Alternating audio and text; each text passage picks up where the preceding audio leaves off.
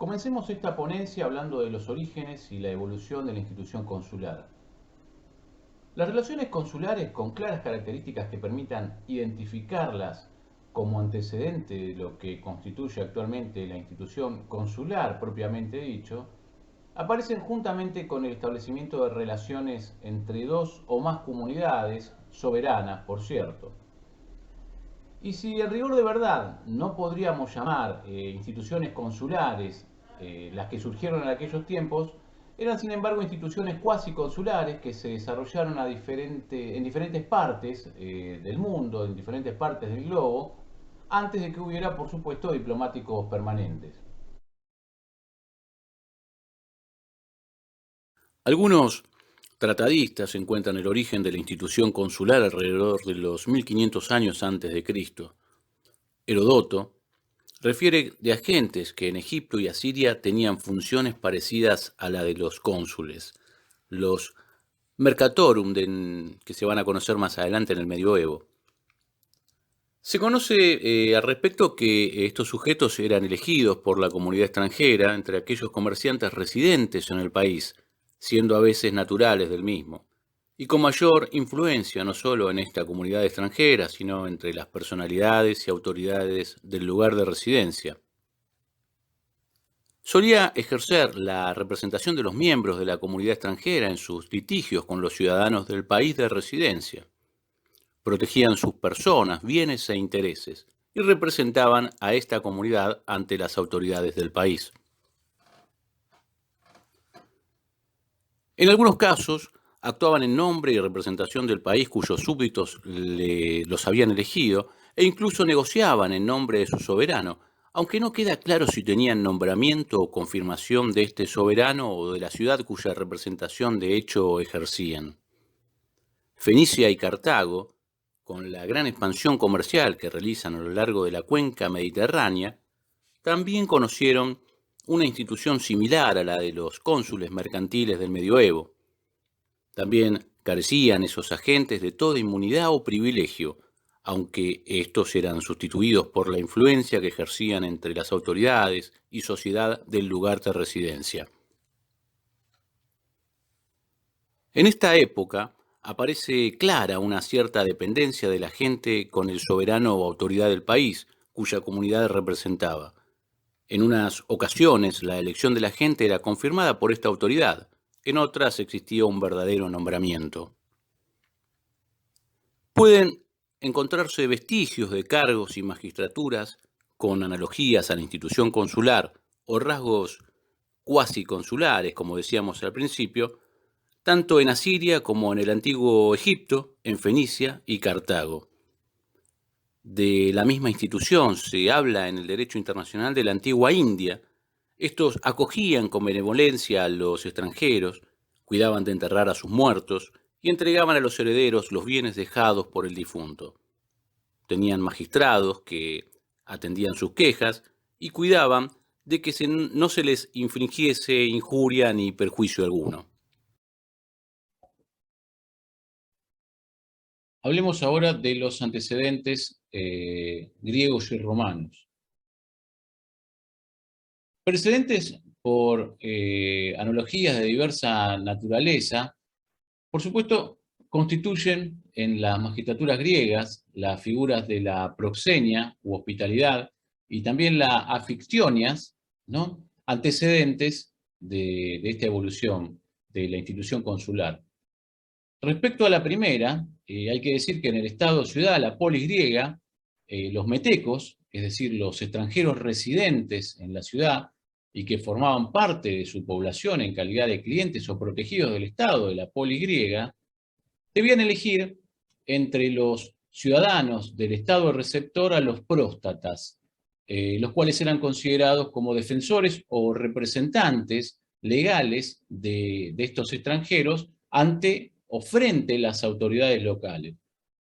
Aunque les estaba encomendada la función de protección de los extranjeros, los próstatas se distinguían netamente de los cónsules, ¿no? De esta institución, del consulado que estamos estudiando en sus primeros tiempos, entendidos entonces en el sentido moderno del término, no solo porque pertenecían a la nacionalidad del Estado que los acogía, esta polis griega, ¿no? El mismo Estado receptor, y eran elegidos directamente por los extranjeros, sino también y sobre todo porque no se establecían en forma alguna como órganos del Estado extranjero al que pertenecían estos individuos. La proxenia u hospitalidad, a su vez, era una figura cuya acción se circunscribía a ciudadanos de otra ciudad griega. El proxene acogía tanto a los ciudadanos particulares como a los embajadores de otras polis y se encargaba de defender los intereses de esta ciudad, aceptando el compromiso moral de actuar como intermediario entre ella y las autoridades de su propia polis. A su vez, en la ciudad-estado, ¿no?, la polis griega, con la cual estaba relacionado, gozaba de ciertas preferencias respecto de otros extranjeros en cuanto al comercio, en cuanto a los impuestos, en cuanto a la justicia, ¿no? Los tribunales y todo género de privilegios honoríficos también. A través de los proxenes eran mantenidas las negociaciones diplomáticas. Las embajadas que llegaban a una ciudad acudían, en primer término, a su proxene. La proxenia llegó a generalizarse y sirvió de base a los vínculos internacionales posteriores del mundo griego, y sin embargo, aunque su función no alcanzó el reconocimiento del país de residencia, pues no alcanzaron a contar con el exequatur, que veremos más adelante, tampoco se les reconocieron privilegios e inmunidades de ningún tipo, sobre todo en el caso de guerra entre ambos estados. Sin embargo, tenían derecho a emplear el sello y enseña de la ciudad, estado, que los había nombrado, ¿no? De sus funciones consulares, las más importantes se referían al matrimonio, a la sucesión y sobre todo al tráfico marítimo. La historia de la diplomacia registra la existencia desde la antigua Grecia de otra institución, las anfictionias, integradas por tribus que vivían alrededor del templo, independientemente de los lazos de parentesco, ¿no?, de los lazos de parentesco que pudieran llegar a tener, ocupándose de sacrificios y fiestas comunes en honor al dios, defensa del templo y de los tesoros que en él se reunían, como fruto de aportaciones individuales y sociales, y también del castigo de los sacrilegios de quienes violaban las costumbres sagradas. Y si bien el propósito de las reuniones y el sentido de las colectividades, ¿no?, esta colectividad era religioso, afrontaban agresiones solidariamente y negociaban treguas en las cuales a veces consignaban una especie de derecho de asilo. En la Roma antigua se encuentran figuras con similares características a las que ya se conocían en Grecia, en la Grecia antigua. Una de ellas es el derecho de hospitalidad, el ius hospiti. Las discrepancias entre las tribus y las uniones de tribus eran de competencia, pero para su solución eran de competencia de los colegios sacerdotales, de los feciales. Su consentimiento era indispensable para la realización de cualquier gestión política exterior, y además estaba bajo su responsabilidad la custodia de los acuerdos internacionales y la ceremonia de declaración formal de guerra y de conclusión de paz. Cabe señalar, entre las magistraturas romanas, ¿no?, relativas a los orígenes de la institución que estamos viendo, la institución consular, también a los recuperatores y al pretor peregrinus. Los recuperatores formaban un colegio de árbitros para solucionar, juzgando ex bono et quo, las controversias que surgían en Roma entre los extranjeros y los correspondientes acuerdos concluidos entre Roma y los pueblos vecinos, ¿no?, y preveían en favor de los extranjeros la posibilidad de acudir a tal magistratura. El pretor peregrino es el magistrado romano que elaboraba y aplicaba el ius gentium destinado a los extranjeros. Y este aparece a comienzos del siglo V a.C., Y sobre su gestión se dice, se aplicaban, además de las reglas consuetudinarias comerciales, principios jurídicos propios de otros pueblos, especialmente de Grecia, de Egipto y de Siria, ¿no? Aquellos que ya veníamos hablando hace unos minutos, y no extendía su competencia únicamente a los ciudadanos de un Estado extranjero, determinando, si no a todos los extranjeros, a su ley nacional, sino también la que en el sistema del ordenamiento romano se consideraba común y aplicable a cualquier extranjero, ¿no? Otra figura jurídica precursora a la del cónsul es la del protectori, ciudadano romano nombrado por el Senado de Roma para la protección de los súbditos e intereses de un Estado vasallo sometido por un tratado de vasallaje o de ticio, vasallaje como será llamado muchos siglos después, ¿no? Frecuentemente los protectori eran personalidades en la vida romana, así Cicerón incluso tuvo el cargo de protector de Siracusa, César de Quío, Catán de Chipre y Plinio el Joven lo ejerció en la Bética. Antes de avanzar a la Edad Media, en esta evolución de esta institución consular, tenemos que tener presente lo siguiente. En los tiempos de la antigua Roma, en los tiempos de la República, existía una magistratura sumamente preponderante, ¿no? Que era el consulado, que de alguna manera vino a sustituir a la monarquía en los tiempos de la República al frente del Estado, y que se ocupaba básicamente de ejecutar leyes, de tomar las decisiones más importantes, ¿no? Y cada año se elegían 2 cónsules, y de hecho era tan preponderante esta figura en la antigua Roma que al año se le otorgaba el nombre de cada uno de los cónsules, ¿no? Esta magistratura progresivamente va a ir perdiendo atribuciones, primero algunas facultades judiciales, civiles, criminales, las va a terminar delegando en cuestores, ¿no? Otros funcionarios llamados decemviros, nombrados en cada caso, y después incluso sus decisiones van a ser refrendadas por el Senado romano. Después perdió paulatinamente la administración del tesoro, ¿no? Y más tarde perdió sus funciones de censor, entre muchas otras funciones que poseía esta tan importante magistratura romana. La cuestión es que el término cónsul, aplicado a la materia que nosotros estamos tratando, va a evolucionar, pero con un sentido diferente.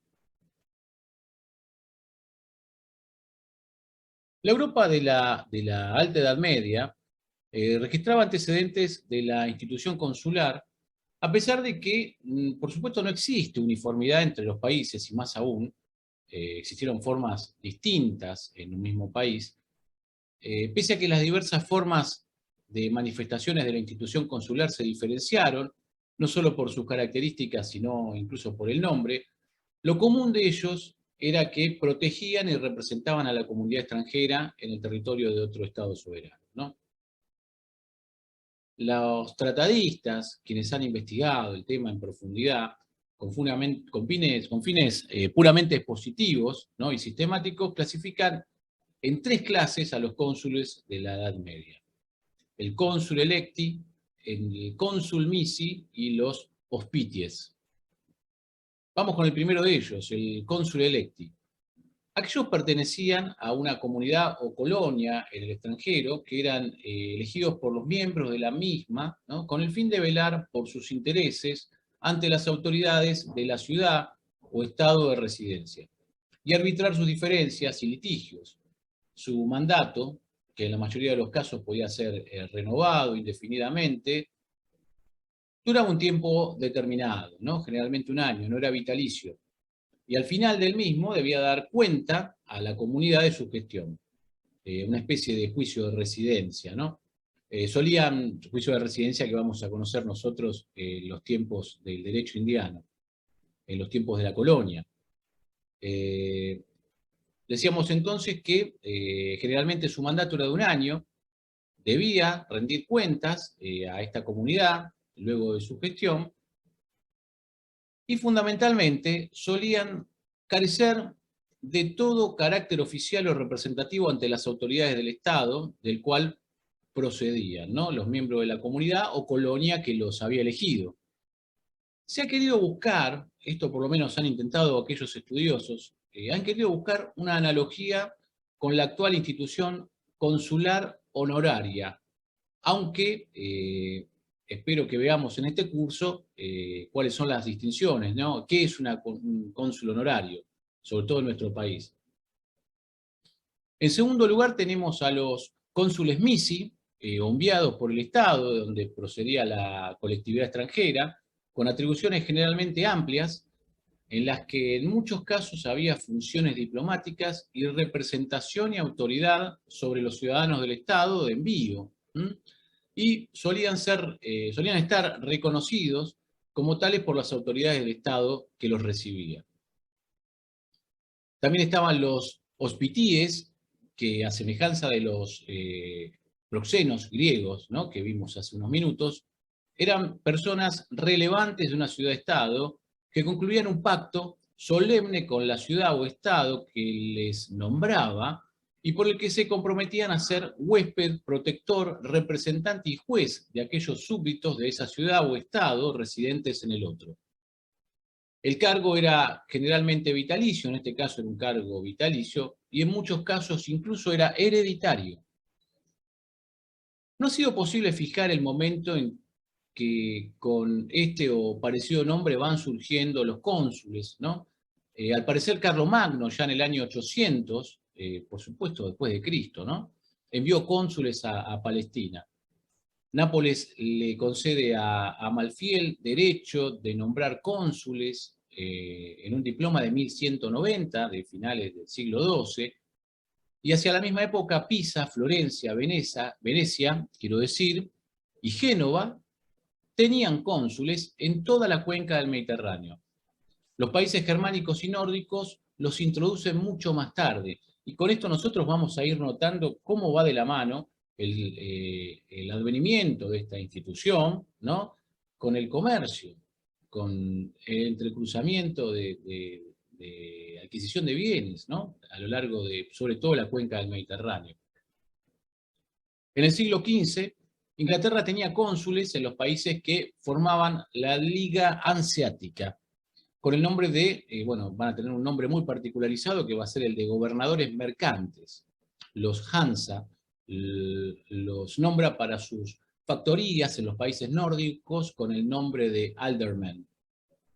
Pronto se generaliza el nombramiento y ya en el siglo XV las repúblicas italianas y Barcelona, con esa proyección que tenía sobre el Mediterráneo y que va a tener muchos siglos después, por muchos siglos después, tienen cónsules en casi toda Europa. Pedro I el Grande iniciará para Rusia en el siglo XVII el nombramiento también de cónsules. Es en esta época que el nombre del cónsul se va generalizando, aunque sigue conservando la doble acepción, porque también designa a la primera autoridad municipal, y esto por supuesto se relaciona con esa distinción que yo les hacía al principio respecto de esta magistratura, alta magistratura romana de los tiempos de la República, el consulado, el cónsul romano.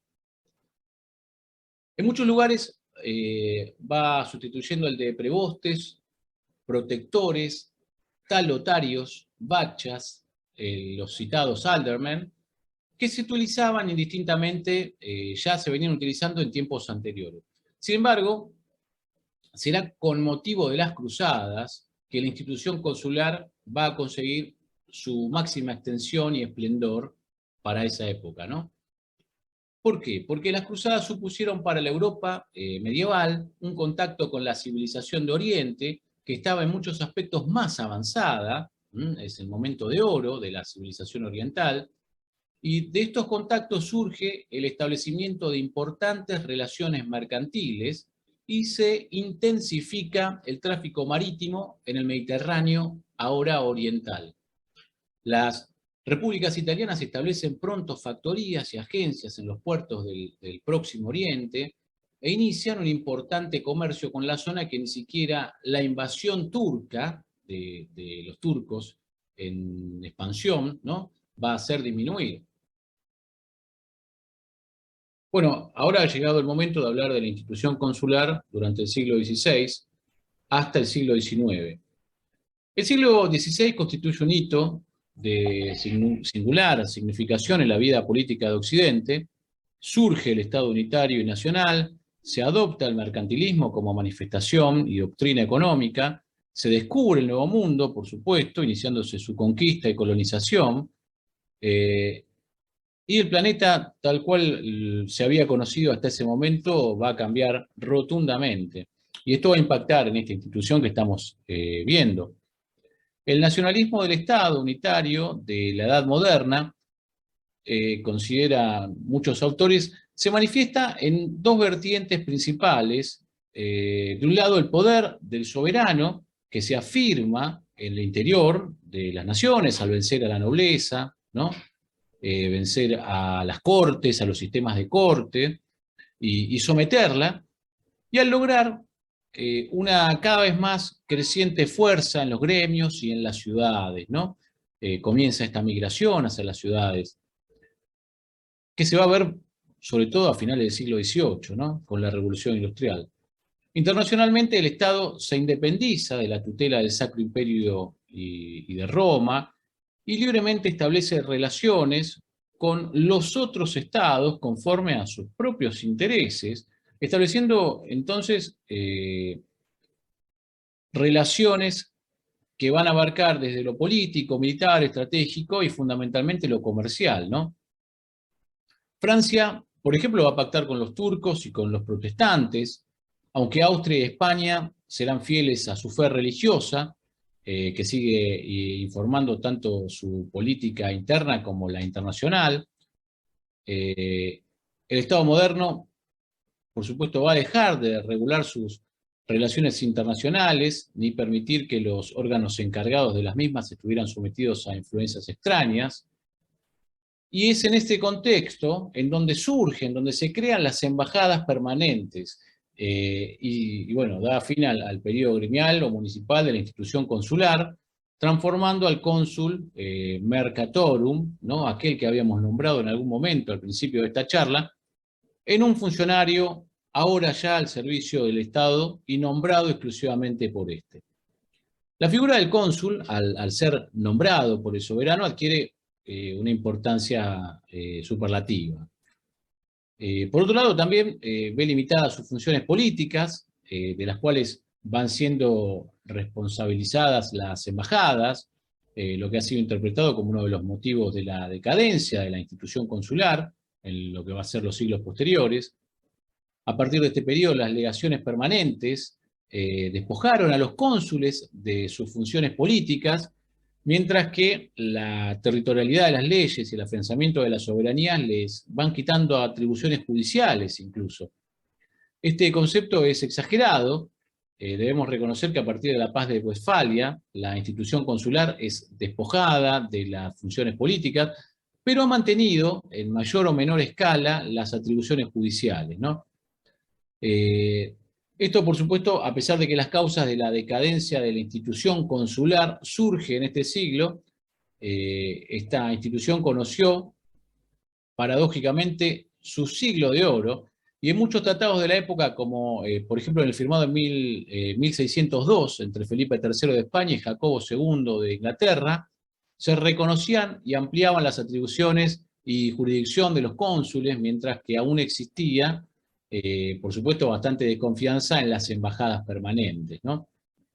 Los siglos XVII y XVIII no constituyen épocas, dicen los autores, que favorezcan al desarrollo de la institución consular, pese a que aparecen las primeras reglamentaciones nacionales, las cuales más bien restringen las funciones de los cónsules extranjeros en su territorio o las circunscriben a simples auxiliares de la marina mercante. En el contexto entre las potencias europeas se caracterizó en este lapso por la presencia de una notoria crisis ideológica, la guerra de religión y el siempre remañido sentimiento nacionalista que imperaba en Europa. La decadencia de la institución consular en los siglos XVII y XVIII va a obedecer principalmente a las siguientes razones.